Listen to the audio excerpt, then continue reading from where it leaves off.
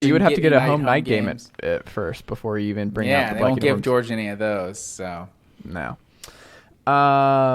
Matt Green, is bowl season dead? I was listening to Cole Kublik, who's a great SEC insider, former Auburn offensive lineman. He was on with Pate and Josh Pate, Lake Kick, another great program that you should go check out if you're not already. And they were talking about bowl season. He was talking about his experience at Auburn and what it meant to him. And I think when I listen to former players talk about it, and when I've just with what I'm watching with bowl season and how I was thinking about it this week of like how bowl season has changed, and I'm like, okay, well, how much of it is just that I'm older? When you're like in high school and middle school, we're on winter break. Like all I had to do was just like, I'm watching bowl games all day. Like I'm watching that. Like I didn't have responsibilities. I didn't have other things going on. Where I'm like, oh, bowl season is the best time of year, man. Like I'm watching all the commercials. I'm ready to go. I've got my bowl pick'em ready. And it was just a bigger part of my life. But I think part of that was just because of the time of my life that was. Just being younger and not having those responsibilities. So I was weighing that against like how I look at bowl season now, because this bowl season, I don't know if you felt this way, but like, I mean, it's been rough. There have been a lot of bad games. And I don't know if that necessarily says anything about bowls are meaningless, but it's interesting to see a lot of former players get mad about it, and a lot of the discourse around it where I think we're all wanting the same thing and we're on the same team, and I think there's just some miscommunication here a little bit, where it's like the people who are saying bowl games are meaningless don't want bowl games to be meaningless.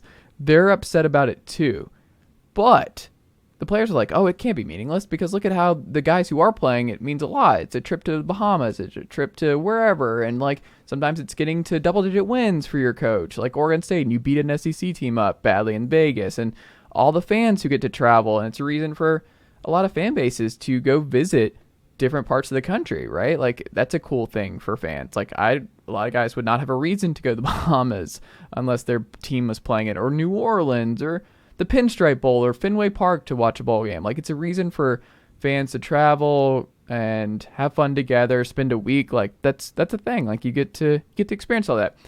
All that can be true. We can also admit that like it's absolutely different now with the CFP. Can we at least admit that it's different, and there's a different feel for bowl season where it's like Tennessee's not going to have Jeremy Banks, Jalen Hyatt, Cedric Tillman, and Hendon Hooker, and I don't think Darnell Wright's playing either. You go up and down the list. You equate this, or you like correlate this to the CFP. Mm-hmm. I correlate this to early signing day. I feel like college football is lost. Like I think it is like these bowl games. It is kind of dead in a way, bowl season. Like I feel like, especially since now that we're in this NIL era where players can make money off image and likeness, like it felt like the bowl games is like, well, this is for the players. Like, you know, we can't really like ever give them shit. So now we're going to give them like a PlayStation and like an iPad and like all this whatever, gift cards and stuff. A free vacation, basically. Yeah. It's like you get to go to Phoenix or whatever. So I feel like that was a big part of it. And, you know, there's still not every player is getting NIL. So that's still part of it, you know, doing something for the players and like them going to a cool destination or something. But I think because college football's calendar is just so messed up, like it's the end of the season. Like the season's over. Players are going to different schools. Some of them are already on campus at other schools. And like, no, wait, we haven't even finished the season. Like coaches are leaving. It's this weird thing of like opting out. Cause like it was opting out for the NFL, but now it's opting out to go to another team. Like, and why would I play in the bowl game for a team I'm not even going to play for next year? So I feel like that's as diehard of a college football fan as both me and you are, like we don't know every player who's opting out of all of these bowl games. Right. Like it's so hard to keep up with. Like, some guys opted out. Some guys just aren't on the team anymore, like because they're in the portal. Like that's probably the worst part of it. And I don't really think it's the playoffs' fault, because when you had the BCS national championship, like every other bowl game wasn't meaningless after the national championship. And this is just 2 more teams, that make it. So I don't feel like that's necessarily, they might feel more meaningless once we have 12 teams making the playoffs, but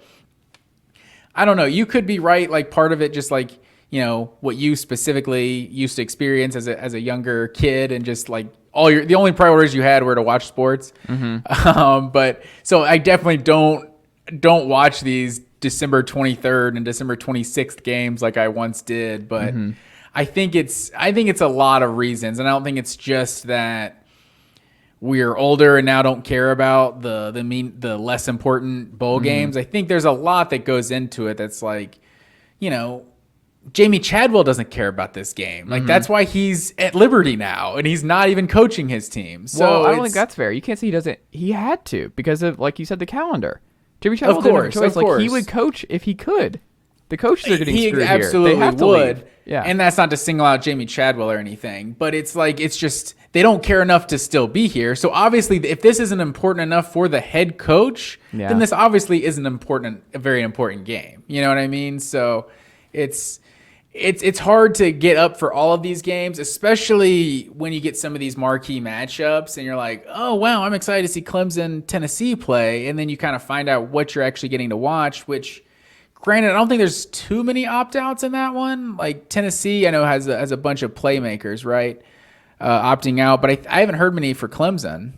But like I said, it's hard to keep up. I think with Miles all of Murphy's out. I think the defensive end is out. And it was like we got Oklahoma and Florida a couple years ago. It's just like a great matchup you don't get very often, and it's like this reflects Florida's 2020 team in no way. So it's Dan Mullen's not supposed to say it out loud, but we all knew that it's like that wasn't the real team out there. So I don't know. I want to watch these games, and I will watch them because I love college football. But it's hard to get too into these results that ultimately don't mean much. It's not even like a great like teaser into 2023 with how crazy the portal is. It's like, he's not actually going to be the starter next year. He's just here because our starter's gone. We'll probably go to the portal or sign someone else.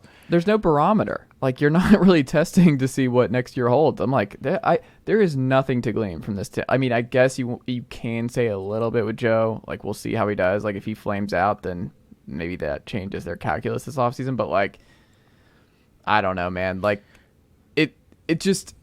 There's just so much gone, and like you said, I think the coach point is a good one. Where like they're seeing the coaches who dip before because they have to, but a lot of it just fix the calendar. Maybe that fixes a lot of this. Fix the calendar and see if that changes things. But also, like, guys, it just when several hundred guys are like, yeah, we're not doing this, and the best players in the sport are all leaving. Which again, I'm not saying that that's wrong. I am saying that the reality is that is worse for bowl season. You can't have it both ways. You can't be like bowl season still matters, and then all these guys like, well, no, it doesn't matter to a lot of guys. It doesn't matter to the coaches. It doesn't matter to a lot of the guys who are ready to go to the next level. It doesn't matter to the guys who are going to the portal, who've played with these guys all season long, and we're like, sorry, man, I got to go to a better option after playing with you and going to war with you for 12. Like, there's just too many other competing factors that like. It's not how it's going. And I just feel like we're keeping this thing on life support.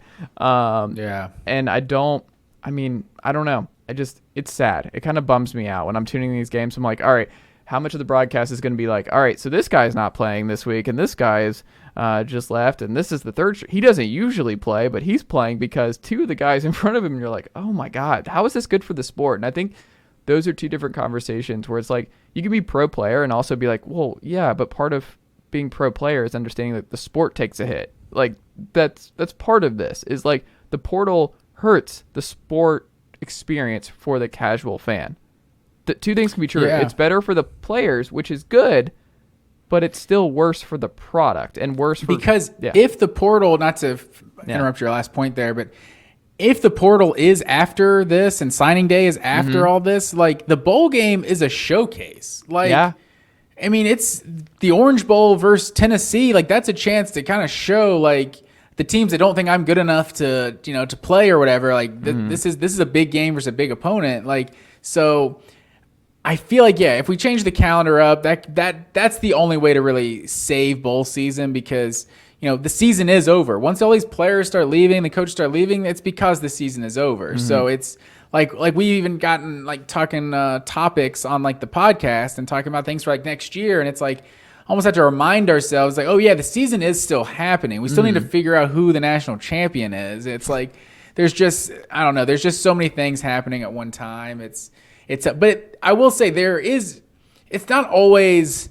like, you can sometimes learn things from bowl games you don't necessarily think you can. Like you take Georgia, for example, like 2018 versus Texas in the Sugar Bowl. It's like, that's a year that every Georgia fan's going to say, oh, we didn't care. We didn't want to be there. Like, in which I kind of agree that the motivation isn't there. It's an excuse every SEC fan base has used forever. But, you saw a way better version of that team play Alabama a few weeks before. So, you have some, ammunition for that argument. But they had some players opt out. Texas beat them, whatever. You question the motivation. But then the next year, 2019, in the Sugar Bowl versus Baylor, it was like 12 opt-outs or something. Baylor is this really good team, 10 or 11 wins from the Big 12, and their motivation is playing a team from the SEC, because it's kind of always, it's like a Super Bowl when these teams are playing, a really big-time program in the SEC.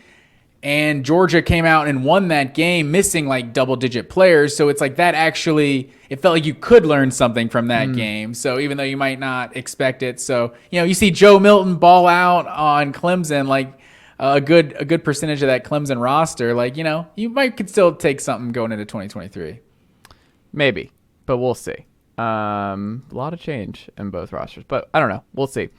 Matt Green. Hudson Card is the second highest, I think, graded player ever to commit to Purdue. He enters the portal with Quinn Ewers having that job and Arch Manning obviously coming aboard to Did you say Texas. Created player? No, not created. Created. No, just I rated player. Said created player. No, rated player. Yeah.